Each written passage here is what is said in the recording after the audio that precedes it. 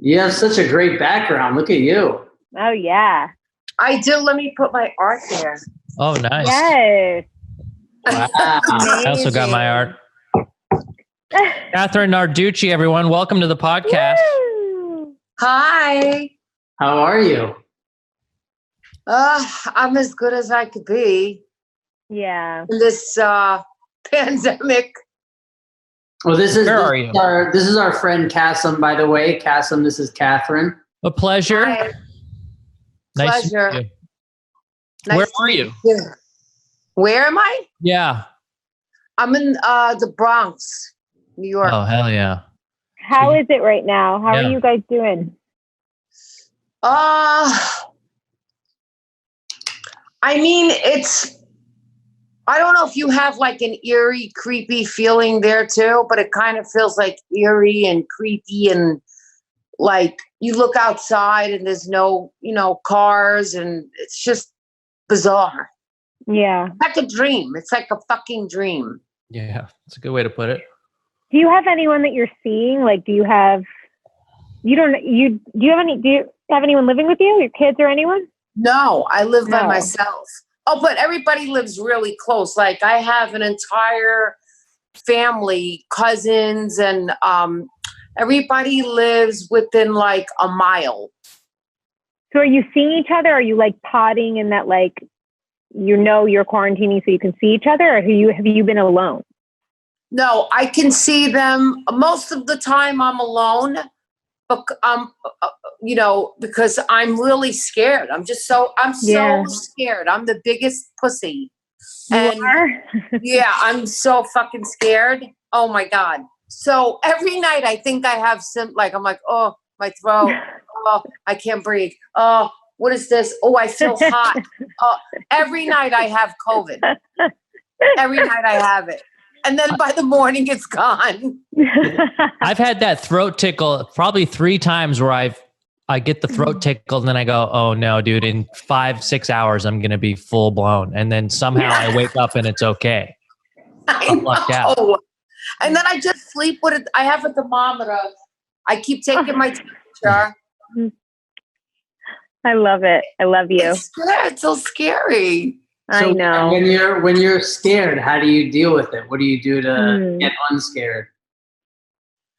I have a sketch that I drew, and on the top it says it's a guy like this, and he's scared, and then on the line, it's just a doodle. I did it, and I don't know why. It just really helps me.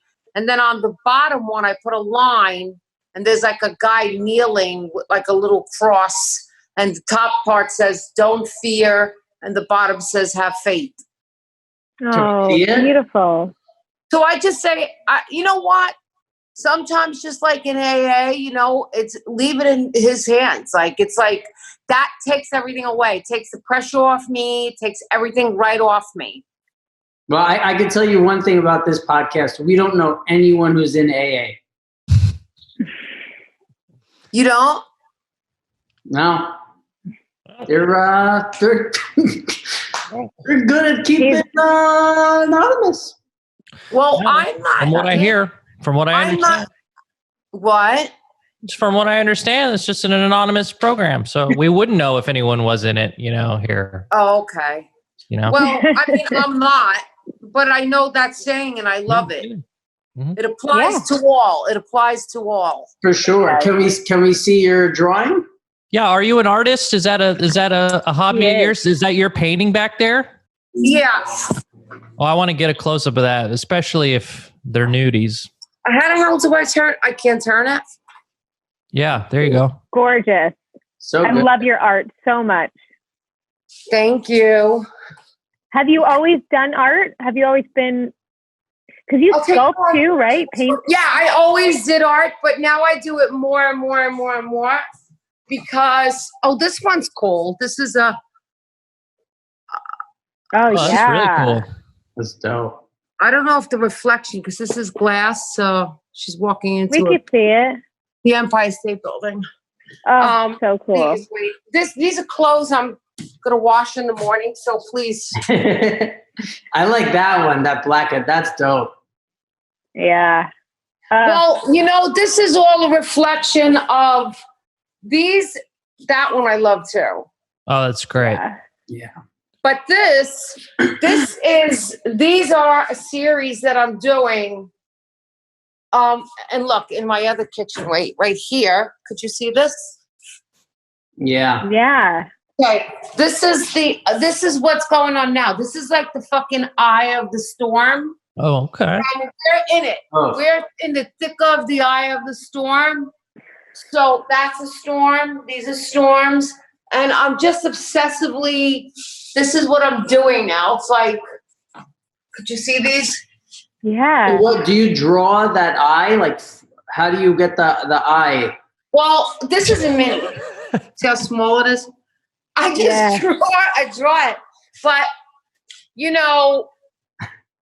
oh, look, these are Matt Dillon. Matt Dillon gave me these because he's an artist too. Oh, that's cool. Oh, wow. Yeah, give us the cribs. Give us the cribs tour. That's huge. Wow. I like that. See how big it is. Pretty big. Do you put music on when you work on your art? Oh yeah, totally. Yeah. And then what's your vibe? How do you set the mood? Whoa. Oh. I love that. Me too. That's dope. And then this one, these are all pandemic. This one says, "My loneliness is killing me." These are great. The pandemic years. Can we see the small one next to the big one that you just passed? This? Yeah, that small one. You're gonna laugh your ass off. This is Nick's from second grade. Wow. Oh no way! Look, Nick is a punk. This says Nick is a punk upside down, and then it looks like a cat. That's dope. And Nick is Kathy's son. People don't. Yeah. And then here's my art room. It's a mess, please. Wow. Oh, wow. What a beautiful space. Well, you got the Irishman poster. Nice. And then this is another eye of the storm. Yeah, see, that's some shit I would put up right behind me, right behind my couch. I love that. That would look great in that room, Rob. Well, Rob, you need some color to break up all that gray in there right now. This is like the fucking cyclone. This is all, and then I love her. Do you did all of these during Corona? I did these during Corona, all the eye of the storm. I can't stop. I started another one. I primed that. Oh, look, guys. Aww. Wow. Oh, you kept your chair back. Look, this thing I'm prepping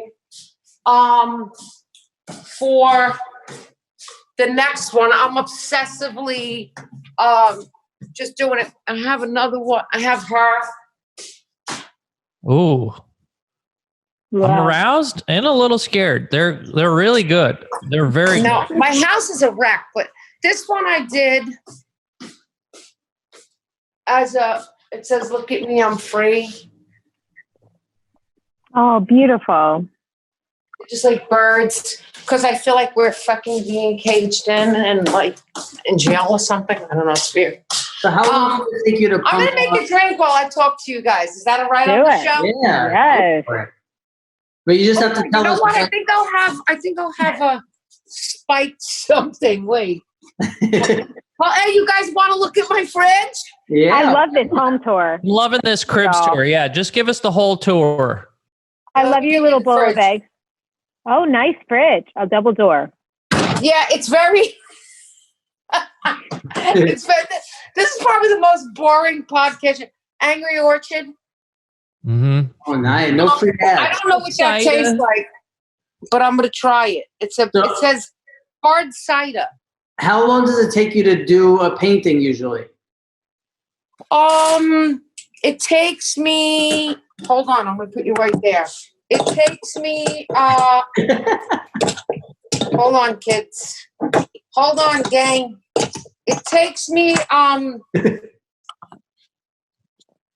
long does it take me?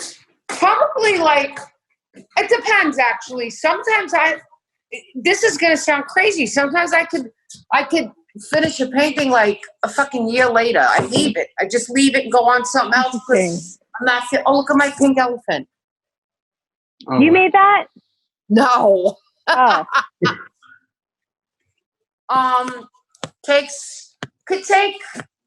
The portraits take about a week, sometimes more. So here's what I want to know. Like we saw the poster for the Irishman back there, and it's like I was thinking when you're an actor or an actress and you get a phone call. So like the phone call for Sopranos is like, it's not a big deal because it wasn't a big deal at the time. But when you get a phone call saying you're doing a Martin Scorsese movie and you're playing Joe Pesci's wife, like how do you sleep that night? Like how do you react when you get that phone call?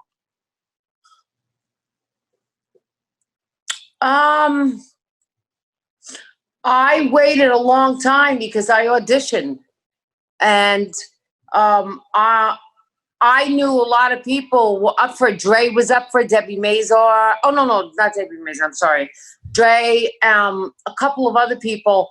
And I was just like, I'm not going to get it. And I really wanted it because it wasn't even a big, it wasn't a big role, but it was a beautiful movie to be in. And with all those heavy hitters, it's like the last of the Mohegans, man. It's like, they're like the best of the best. I mean, where do you go from there? Where do you go from Martin? Where do you go from Bob? Where do you go from Pacino? Where do you go from Joe Pesci? Where do you go from there? And then when you are with, like leaving there and going on to something else, the difference is unbelievable. The weight is like, on the scale. Not that anybody's less, but are who they are. Of course. They're everybody's inspiration all around the world. So where were you when you got the phone call that you got the role? I don't remember where I was. I think I was driving. That's the time to get it. And I was fucking excited. I was so excited because I had gone in, and it was so funny. Before I went in, I had two Bellinis, and I got drunk. Before you went in for your audition? Yeah, because I never did that before, but I was so nervous, and not like I was drunk, but buzzed. I was buzzed. And because I was so nervous and I wanted it, and I just couldn't get my nerves down. And there was this really nice Italian restaurant on where was it? I forgot where the hell it was. Fifth Avenue or something like that. And I sat down and I just said, give me a Bellini, something light, like a baby drink, just something, one little Bellini. And then when I was done, he goes, have another one. I was like, no, I can't have another one. And he goes, come on, senor, have. And he made it for me, and it was so good. And I just drank it. And when I left there, don't forget, we never eat before we audition. So I'm on an empty stomach. Right. So it hit me like crazy. So when I left the audition, I go, and it was all improv. Just improv. Oh, really? Yeah. You didn't get a scene or sides or anything? No, nothing. Wow. It was with Stephanie Skurtzuba. Oh God, she would kill me. Skurtzuba. She plays Bob's wife, and I had to just sit there with her and make conversation. And I'm so nervous with improv.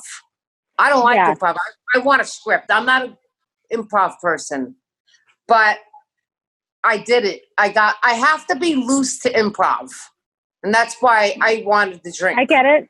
Yeah. I don't want to I hate improv. I always feel like somebody's going to say something. I'm going to be like a deer in headlights. Like, I got no comeback. It's so hard. It's so hard. A lot of actors watch this show and they want to know how these actors prepare for big roles. And now they know they just get drunk for the audition. 2 Bellinis. And that's it. Get the edge off. That's what I'm doing next time. Let me tell you. I wanted to ask you about Capone that's coming out, because that's been in the news the last couple weeks, and I'm a huge Tom Hardy fan. I think anything that guy does generally is just, I mean, unbelievable. And I saw that you're playing Rosie Capone. I mean, what was that like? Do you have any insight into what we could expect? I mean, what do you know? How's Tom? Is he as handsome as he is in person? Yeah, he's a handsome guy. He is a handsome guy. That was another one I was excited. I have a very small role. I play his sister. It's the last year of his life.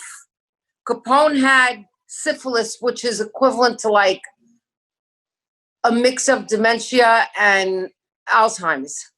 I mean, it's bad. Like it eats your brain. You go completely, and even worse. It's like that, both mixed on steroids. I mean, it's crazy. He died of syphilis. I didn't know that. Yeah, I had no idea. Yeah, and back then, now you get a shot. If you get syphilis, you go get some kind of shot in your ass, and it's done. Right. And back then, they didn't have the cure, so he died from it. And so it's he gets out of Alcatraz, and he had what they called the compound. He had a mansion in Florida. On the what is it called? The I guess like the canal, right? Like not the ocean side, like in the, what do they call it? Gulf, like, the Gulf side. Yeah, because there's alligators, right? Oh yeah. In there? Yeah. So he lived on a very alligator infested property, which was kind of like creepy and scary. We filmed it in New Orleans in the bayou. Ooh. Wow. There's alligators there for sure. Oh man, we were there for 6 weeks, and it was interesting. It was interesting. New Orleans. When did you shoot it? 2 years ago. Was it in the summer? Because New Orleans gets hot. Hot. It was. Yeah. Oh my God, hot. Oh, too much. Hot. Yeah. He looks like he's got that cigar in his mouth for every scene, huh? Well, yes, he does. Actually, you're right. He does have that cigar in every scene. Tom is very funny. He's got a good. Do any of you know Tom? Not personally, no. Well, he has a great sense of humor. He is extremely down to earth. I mean, you know how we were on Sopranos? Like, it was like, whatever. Everybody was like, you felt like you were home with your family on that set. Yeah. I felt like that with Tom and Linda Cardellini. Al Sapienza's in it. Matt Dillon, love. He's my dear friend. Josh Trank is my very, very, very close with the director. Very. So, it was a lot of fun doing that movie. I mean, it was a lot of fun. And I'll tell you, we filmed in a huge mansion. It was like a replica of the house that he actually had his last year of his life in Florida. We filmed in a big mansion. Like it was a replica to that house on the bayou in New Orleans, which has alligators in it. And it kind of you felt that. You just felt that when you go out there, you feel it. Because if you're on the grass, one of those motherfuckers come right up on the grass and grab you. I used to live in Florida. Did you? Yeah, I used to live there, and I remember on several occasions seeing alligators. Sometimes you just see them crossing the highway, just like you would see a coyote out here. Right. You'd see an alligator just like crossing the street. And then there was a lake right near our house just filled with alligators. I remember as a kid, I would walk to the park. It was right next to our house. I'd walk to the park, and I just remember throwing rocks in the water. And I was like, oh, there's a log. I'm going to throw this rock at this log, see if I can hit it. The log's mouth opened, and it started swimming toward me, and I just ran home crying to my parents. Oh, my God. They're just loose, and no one cares. Yeah. Well, we could probably throw the bodies to the alligators, right? I'm sure. You know what's funny? One day, me, Matt Dillon, and Linda Cardellini went on a bike ride, and these kids were swimming in the lake, which is infested with gators. and I stopped the bike, and I said, "Hey, what are you guys doing in there?" There was signs. Don't swim. And they were swimming like there were like 8 kids in this fucking lake, and it's infested with alligators. And I said, hey, what are you, come out of there. What are you doing? And the kid goes, we're not afraid. Like, they knew we were from New York. They're like, we're not afraid. This is how we grew up. I said, yeah, but I don't care. You got to be careful. I mean, you'll get killed in there. And the kid goes, nah, we just kick them. That's one way. He goes, yeah, if they swim near us, we kick them in the nose. That's right. Like a shark. What? Right? Yeah. They'll get you in death roll. Let me tell you. I have a question, Kathy. When we parked, they took us to where, down in the deep bayou, like in the swampland. And I remember we got out of the car, and I swear to you, I'm a New Yorker. So for me, it's like, no, I'm not just going to get out of the car when this place is infested with friggin' alligators. It's like, so I remember as soon as I put my foot down, I was like, oh my God, I can't do it. I felt like I was just going to get, like it was going to get me. Yeah, so it's not worth it. Not worth the risk. Weird. Kathy, let me ask you. So I'm watching The Sopranos for the first time ever right now. Because ever. Other than like, the premieres and maybe the last one or maybe one or here or there. But like I never watched the show in its entirety. So I'm on season 2 right now. And it's been really cool because I feel like there's been enough time that like I'm not dissecting myself like sometimes you can when you watch yourself. Like I'm watching it as an audience. I'm like truly enjoying it. And I especially for some reason like just love watching you and Edie because I correct me if I'm wrong, but I think you guys are how old were you when the show started? Oh my God. What year was that? 1998, 99, 97, 98, 99. So I was. Just do 2000 and make it easy. So I was. How old 20 years ago. 20 years ago, I was. 54. 34. You were 34. 34. Yeah. Because I feel like I relate to you guys so much.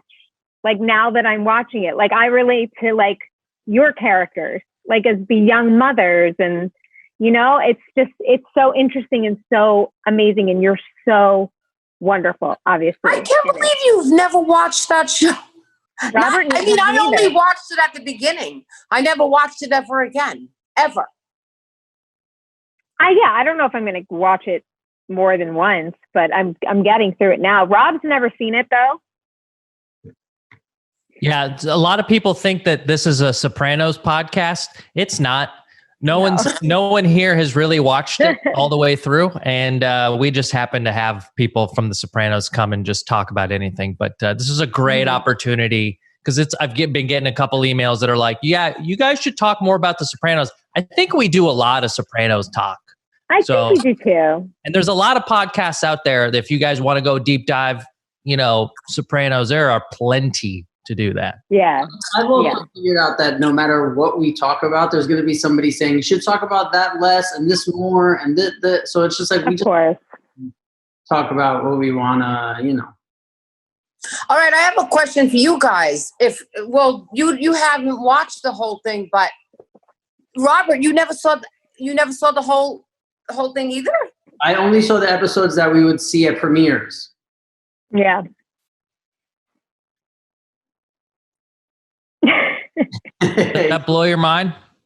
Yeah, it does. Because I did watch every episode once when we were doing it. Like I would watch it with my family. Right. Yeah. Do you have? Yeah, go ahead. I was going to ask Jamie. You're only up to season 2 so far. Mm-hmm. What's your favorite episode? A lot of pressure here, James. It is a lot of pressure. Yeah. I thought the finale of the first season was really special.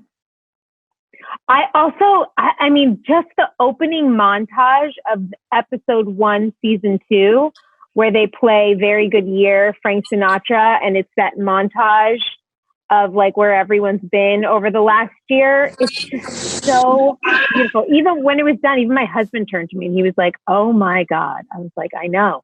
Just, Wow. I think it's more like I'm watching it now. I always knew it was so special, obviously, what I was getting to be a part of. But like now watching and really absorbing it and seeing it, I'm like, I can't believe that I was on a show like that. I truly can't believe it. I know. Are you looking forward to the prequel? Sure. How about you, Robert? Yeah, I mean, listen, anything David Chase does to me is like, Yeah. Yeah, I can't wait. I hopefully, if we don't all somehow end up in New York for that, maybe me and Jamie will go see it together. Me, Jamie, and Kassem will go. Yeah, can I be your +1? Mm-hmm. Thanks. So you guys, I want to ask you, how long are you doing the podcast and what made you do it? Go ahead, Rob. That's why, right there. I think, yeah. I'm killing flies over here. Go ahead. Who's answering the question? Rob's gonna answer it. What made us do? I mean, I was living in Vegas, and I didn't want to live there anymore. And I pretty much I wanted to start a podcast with Jamie. I wanted to start a podcast with Kassem, and I thought it would be awesome to get two people on a podcast who also had like never met, and you see their relationship. Like when we're on episode 200 and we go back to episode 1 and be like, oh my God, this is when Jamie and Kassem met and this. And I just thought this is something that would be fun. And, me and Jamie like would always end up when we went to do Soprano stuff or whether we were on vacation or so, we would just sit around bullshitting. And we were like, man, this would be fun to do, somewhere. And I don't know, Jamie could probably explain better. Well, I mean, look, Rob and I think people knew we were close, but I don't know if people knew how close. And we've lived very different lives, but we have like a very deep connection and a commonality and like a lot of the things we believe. And Rob's been through a lot and I've been through a lot and Kassem's been through a lot. And it's nice to like come in with 3 different perspectives and from 3 different worlds, but like just talk about everything and nothing and get to meet each other's cool friends. And it's just like an hour that we look forward to every week where we're guaranteed to see each other and talk. And we never know where the episodes are going to go. And sometimes we play games and sometimes we laugh and sometimes we've cried. And it's just been really cool. And like I said, Rob's one of my best friends I consider, and I'm trying to get into Kassem's world more. But it's just, it's not happening. and Cassie is your good friend, Rob? Yeah, we met like 6 years ago now, babe? Oh, it's maybe 7 now. Maybe 6. Yeah. We met on a pilot, and then me, Rob, and Joe, who's been on the show, Joe Perino. You're an actor? Yeah, I mean, I did a lot of comedy, and I wouldn't consider myself like an actor because it's not like something I have a passion for, but I for a while was doing stuff here and there, and that's where I met Rob and Joe. And we just got to be super fast friends, and one thing led to another, and Rob eventually mentioned he wanted to move out here. And, and I've been on the internet for a long time doing stuff. So, I mean, to do a podcast with him, like a great opportunity.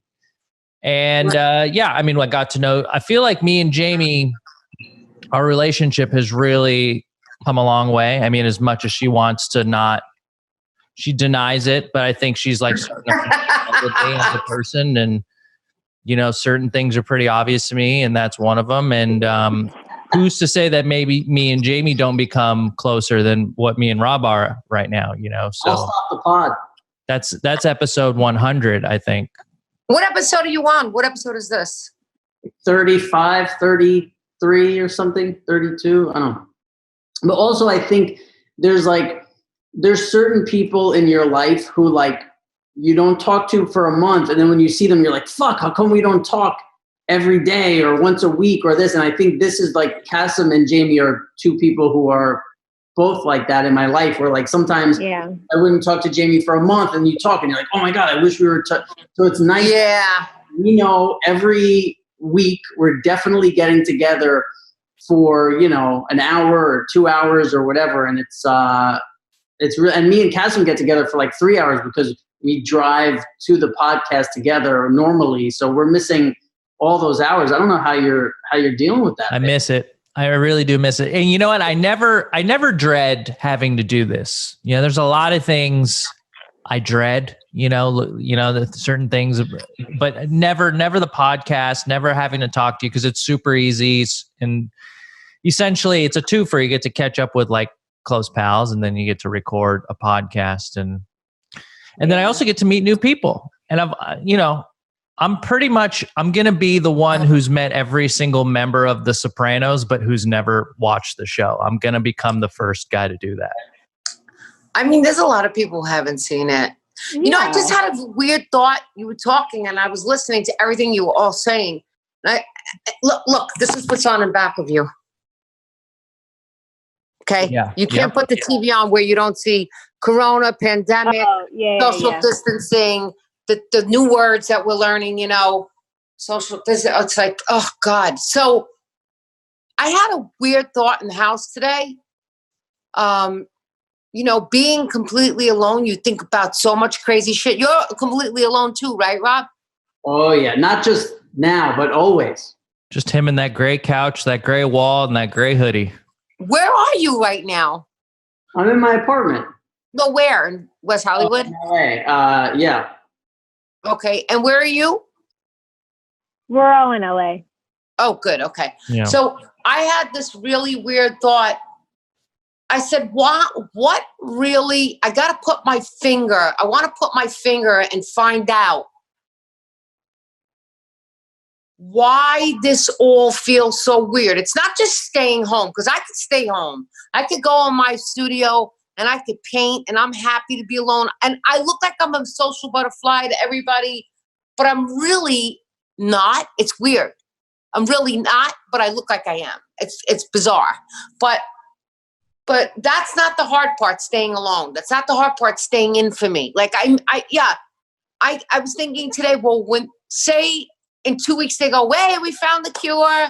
Everybody can go out and live life again as was. And I'm like, well, I have 2 series that I'm supposed to start doing. All right, I know I'll go to work. But I was like, besides work, if they said in 2 weeks, we found the cure, everybody go out, you could do whatever the fuck you want again. It's life as we know it. There's a cure. Don't worry. No mask. And I'm thinking to myself, what would I want to do? Like my first time, no mask, going out. And I got really like anxiety. I go, fuck, man, I've been so used to like now staying home and knowing everybody's home. I'm not missing anything because everybody's home. I'm not missing shit because everybody's home. But like, what do I want to do? What would be the first thing I did?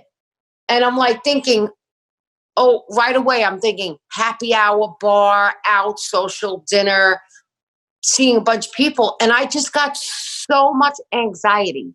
Yeah. It was so weird. I was like, oh my God, I kind of like it quiet too, in a way. I'm getting used to this. Oh my God, look at this, Tony Bennett. Yeah, the rumors are that he's hung like a horse. Okay, that's going way. So you want to confirm that, or? Speaking of deep, Tony Bennett gets deep. Yeah. Holy shit. Oh, wait, so here's my weird thought. I went off. All right, we'll come back to that. That was 2 things. Okay, so I was thinking, well, what would I do? And that gave me anxiety. But you know what? Why it feels weird? Has any one of you 3 lost anybody yet? No. No, I know Michael Imperioli did. Oh, that's sad. Okay. Did anybody sick? I know. We know Joe Perino. You know Joe Perino. You did Power. Yeah. You did Power. He had it, and his wife has it. How is she doing? They're doing all right. I know, like, she coughs about once every 30 seconds. If you don't believe me, you could check out episode 31. She coughed her way through episode 31. Yeah. But, I was thinking she was in your. Are you talking about your friend Nick, Kathy? Because I met Nick when I did Danny's movie, and seeing what's happening is devastating. yeah. devastating? But a lot of people I know, like my friend lost her father and her aunt, his sister, on the same day. They both died in the hospital. Whoa. We know so many people. My other cousin in the hospital on a respirator. Nick, who I can't even think of it, but a lot of people. And it's the weird thing. The weird thing is, because you can't go see them, because you just drop them off and they just go, bye. It's like a dream. I don't know if I'm ever going to see you again, but goodbye. And you just drop them off like an orphan at a church. Goodbye. And the weird thing I realize is, it's like Close Encounters of the Third Kind, I thought today. People are just disappearing. It's like they're going, and you don't ever see them again because you can't go visit them. And it's like you drop your loved one off and that's the end of it. You're not allowed to go there. You can't have a funeral. You can't do anything. It's the weirdest thing. And it's a mind fuck. It is a mind fuck. It is fucking with us. It's fucking with us. Because Nick goes to me, oh, poor you. You have to stay in your, your big apartment and you have your studio, blah, blah, blah, blah, whatever. And I'm like, that's not what it is. And made me come home and think, well, what is it? I have food. I see my family. If I want to go for a walk, we social distance walk. It's not so much that I'm not seeing people. Because like I said, it's literally like people are fucking disappearing. Like all these people died and it's like they just fucking all disappeared. Because nobody could ever get to them again. Like they died and then they were, did you see in Queens, Elmhurst, they were put in a meat truck. Bodies were on top of you. I don't know if you get New York news. Oh, for sure. Yeah, they had that on the news out here. They had a refrigerator truck to house the bodies because they were running out of room. Right? I mean, this is like the Body Snatchers type shit, like Twilight Zone. People are just fucking disappearing. It's like weird. Yeah. And how do you grieve? I mean, that really, it's changed the way people grieve and mourn. I mean, if you can't go, part of the mourning process and grieving when somebody passes is to, go and talk about what you remember with that person, with your family or their family, and everyone's together and everyone kind of shares that experience. But when now you just get a phone call and you hear about it and then you don't leave your house and then you just kind of think about it and then you just have to continue staying in. I mean, it's really weird. And it's a good point. I'm telling you, it's like a total mind fuck. Yeah. It's like your husband died. Hi, your husband died. Oh, okay. Yeah, you can't come see him. And there's no funeral because they're saying that funeral parlors don't want to get COVID people there. Like you got to get, from what I'm hearing, like a lot of people are getting cremated because they don't want to embalm them. I don't want to get creepy, but so your husband, he passed. He didn't make it. Oh, okay. So normally you'd be getting dressed, going to the hospital. You're not doing that. Like, where's my husband? Like, where is he? I can't get to him. I didn't say goodbye. I didn't do anything. I didn't hold him. I didn't kiss him. And it's like, no funeral. And, it's like no funeral. And it's like, I got to get a charger. And it's like, so bizarre. It's just fucking bizarre. It's just crazy. Am I depressing you? No, but it's a good point because it's traumatic on many levels. I mean, when we eventually get back to whatever normal is going to be, we'll, hopefully years down the line, we'll be able to look back and realize just how traumatic this whole thing was to like, we were all cruising 60 miles an hour and all of a sudden had to come to a complete stop out of nowhere. And we're still in the middle of it. We can't really feel the effects of what it is, and it's going to take some time. And meanwhile, 4 out of 10 people have lost their jobs or their income. And like, there's just a giant cloud right now. Yeah. We have no idea when that dust settles, what the landscape will be like. And it's, that's part of what makes this so much anxiety around it, because we just don't know what's next. And even the people that are supposed to be leading us don't seem to know. And, it's just super scary. And it's something we'll talk about for our whole lives. Hopefully we don't have to go through this all over again in the fall, but I mean, I'm ready. I'm ready for some sort of clarity or some sort of like light at the end of the tunnel with all this. Yeah. It's like no closure. Yeah.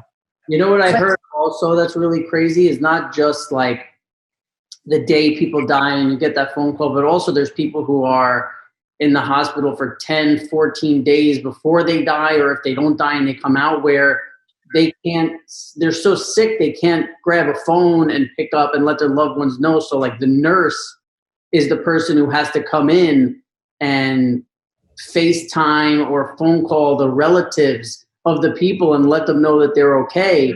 But then the nurse also has to help other people and FaceTime all these. So it's like, could you imagine having somebody who you love who's sick in the hospital and just waiting 23 hours and 50 minutes every fucking day to be like, man, when are we going to get that phone call? Are we going to get that? Right. You can't be updated. Yeah. Are they treating them right? Just the same way we don't know what's going on. It seems like it's like there's so much not knowing. And I feel like before this, there was such a sense of like, everybody felt like they were in control of their life. And it's just to get that taken away from you in a day, of like, and how it all happened. And so, and also like when it was like when 9/11 happened, because that's what, you kind of compare it to something like 9/11. It's like 9/11, everything was normal. It happened, and then slowly things went back to normal, where this was like everything's normal. And we were told like, hey, this thing is coming. Everybody locked down, and it didn't just hit. It was like slowly watching it come. It's so fucking weird. Yes, that's what I mean. We didn't have time to process. It was like, okay, so we're staying in for what we thought was like 14 days. It's turning into fucking months. It's like we're in cocoons. It's like, what's going on out there? Like, I think the other thing that might be fucking with some people, I think it's fucking with me, is like, I haven't hugged anyone in 40 days. Yeah, I know. It's like I haven't given somebody a pound and said, what's up and how are you, and laugh and hug. And then you're like, well, let's say tomorrow they say, okay, you're all out. Are we fucking hugging each other again then? Like, right. No, it's gonna be the Demolition Man, where Sylvester Stallone goes up to Rob Schneider or whatever, and they just hover. They say hello, and they do this move. you're gonna do it.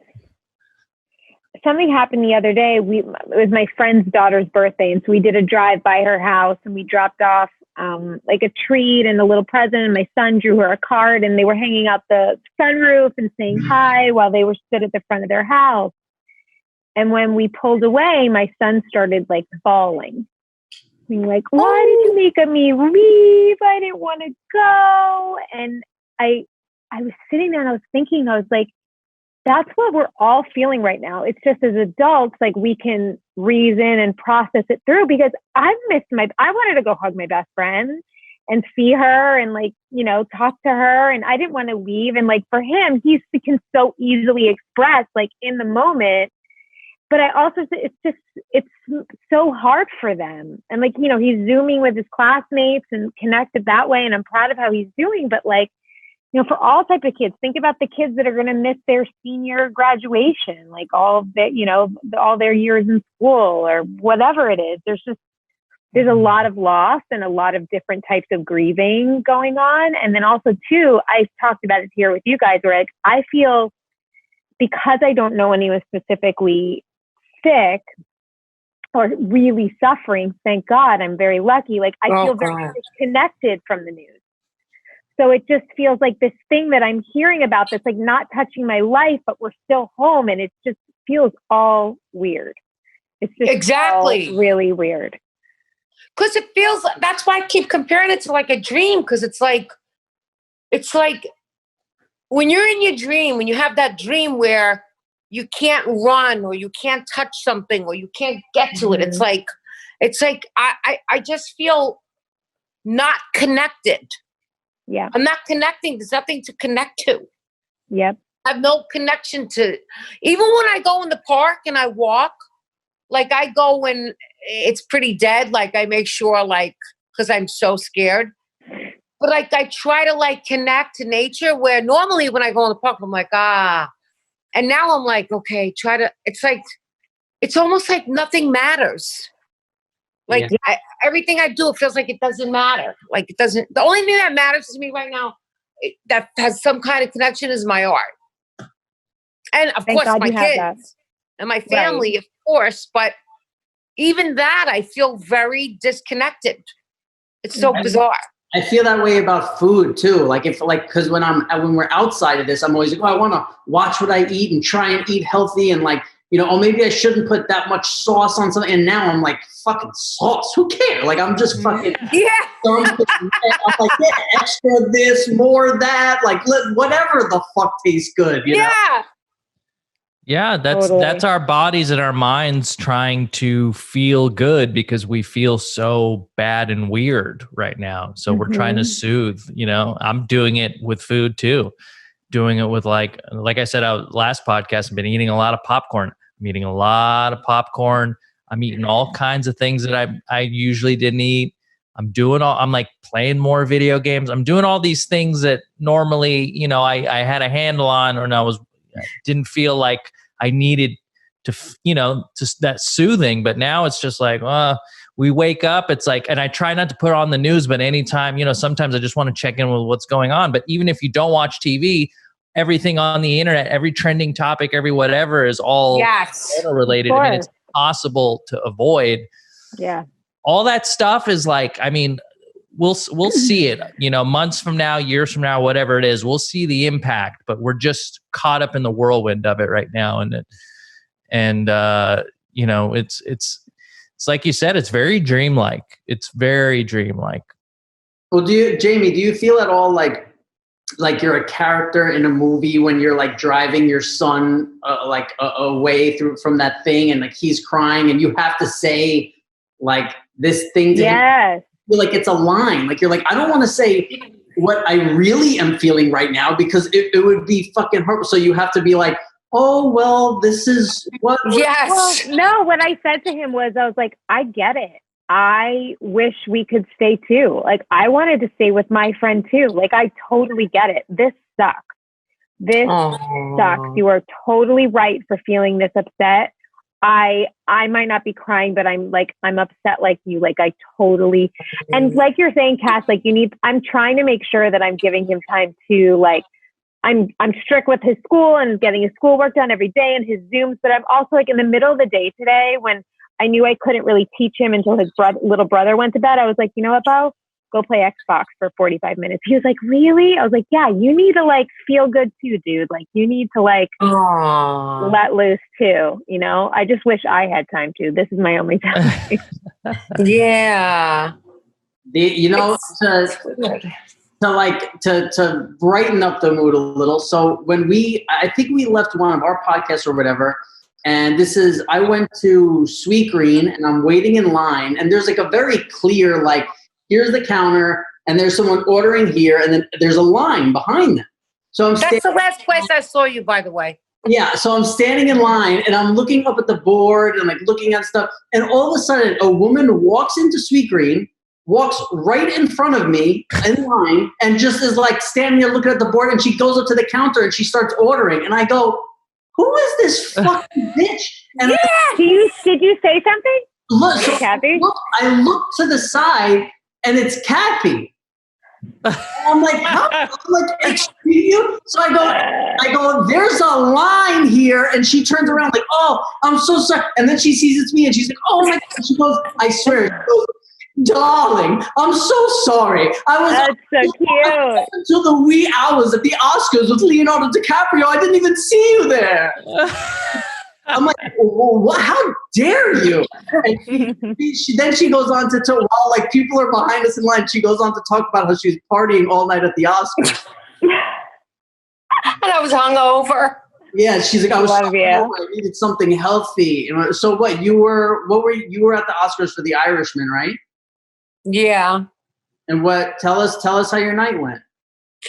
I mean, it was a lot of partying. The Oscars are a lot of partying. All those shows, you know, that all those award shows, they're all just partying and hobnobbing. And I'll tell you, it's all very draining. It's very draining. Sucks the life out of you. You know, you're beating so many people. You got to be on. It's not like you're just out at a regular party hanging out with your friends. I mean, like you're hobnobbing and, you know, you're on and you got to be on because you're meeting all these people. So you got to be alert and happy and talk and, you know, have a conversation. It's very draining. Yeah. That's why I get drunk immediately. Right. There you go. And then the other thing is like, you know, like you said, you were hanging out with DiCaprio. So it's like, there's people like that where, you know, when you see them across the room, but it's like, you know, 80% of the people there, you have no idea who they are. And then you find out like, oh yeah, that's the most important guy at the party, you know? It's true. It's true. You know, I get anxiety with all those things. I mean, it looks, no matter who you are, I mean, it could happen. You could be the same way, but you'd never know it because when you're on a red carpet, you've got all your makeup on, you got your dress and you're like smiling, but I get so much anxiety out of those things. Like sometimes I just want to be the person just going to the party there. Right. Not working. Is there any actor, any person on that carpet that's like, I should be here? Like, don't you feel like everyone's probably like, what is happening? This is so bizarre. Is there anyone that's like, big time. I belong? Oh, come on. I think so. Big time. I think really those are those like LA, like, you know, like that kind of thing, like where we were from. And it's also how you were raised. Like, I feel like I was raised on fucking Sopranos where they were like, this, you know, that kind of, we don't love doing interviews and we do, like I've said it before. Right. You're right. Could you imagine fucking Tony Sirico on Snapchat? You know what I mean? Yes. That wasn't our life. And it was like, when we saw the cameras, there's some people who want to flock towards that and pose. And this, where when we saw it, it was like, fuck, is there another way to walk into the party besides having to walk red carpet, you know? Yeah. That's funny. Yeah. What time is it in LA? 8:30. Almost 8:30. We've learned that math is It's late for you. You're staying up late for us, so we don't want to keep you awake any longer. I have insomnia. I'm up every night till 4 or 5. Whoa. Oh, Jesus.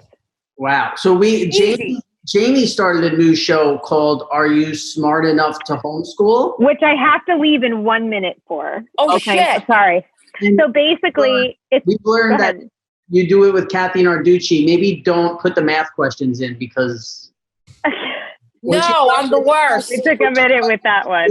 I'm the worst. She was 20 years ago. It was she almost went down. Please cut that out. So go ahead, Jamie. What were you going to say about Do the your show? best editing. No, I have another episode. We're donating money. We're just starting to get sponsors, which is cool. We're donating money to No Kid Hungry.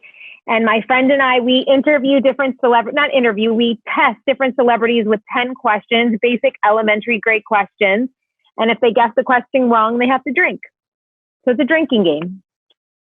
That's what that's what the show is based around? Yeah, it's called Are You Smart Enough to Homeschool? It's like a mix between Are You Smarter Than a Fifth Grader and like, do you remember jaywalking? Do you remember Jay Leno where he do his jaywalking like rap? Yes. Like just asking like basic questions that like Yes. you think you should know, but like when you ask them, do you want an example? You want me to ask you one before I go? Oh God, let it be the easiest thing that could ever be. I watched your first. How do you spell quarantine? Quarantine? Quarentine?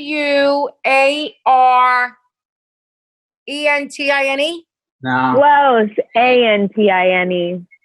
Oh fuck! I know. I can't homeschool. I just got fired. Oh. I watched your first episode, Jamie, and I got one wrong, which was how many teaspoons are in a tablespoon. Yeah, those are hard. I'll keep sending them to you if you're bored.